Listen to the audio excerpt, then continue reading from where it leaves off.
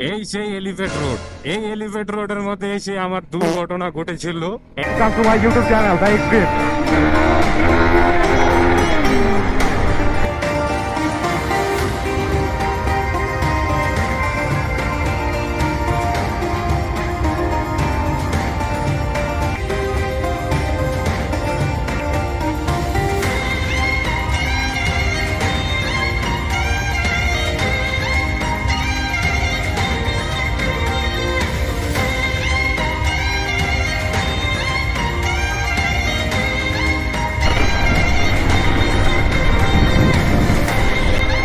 O my god, oh my god, আমি রাঙ্গাসার 101-এর মধ্যে আমি এসে এখানে দুর্ঘটনা ঘটেছিলাম। হ্যালো এভরিওয়ান, আসসালামু আলাইকুম। আশা করি সকলে ভালো এবং সুস্থ আছেন এবং ভালো আছেন।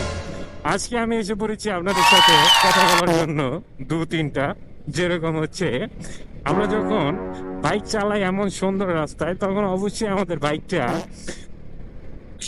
ভালোভাবেই টেক কেয়ার বা সুন্দর সময় কাটে বাইক চালানোর সময়। কিন্তু আমরা যখন অতিরিক্ত জোরে চালানো হয়, তখন কিন্তু আমাদের বাইকটা একটা কন্ট্রোলিং এর মধ্যে থাকে না। একটা অন্য রকমের সিচুয়েশনে পড়ে যায়। যেমন হচ্ছে, বাইকটা কখনো কখনো দেখবেন আপনার আহ,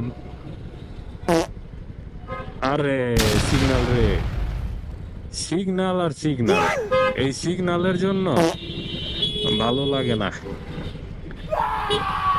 সিগন্যাল আর সিগন্যাল, আচ্ছা যাই হোক, যেটা বলতে নিয়েছিলাম, এরকম সময়ের মধ্যে আপনারা তখন অবশ্যই দেখতে পারবেন যে হ্যান্ডেলটা এরকম এরকম কাঁপাচ্ছে।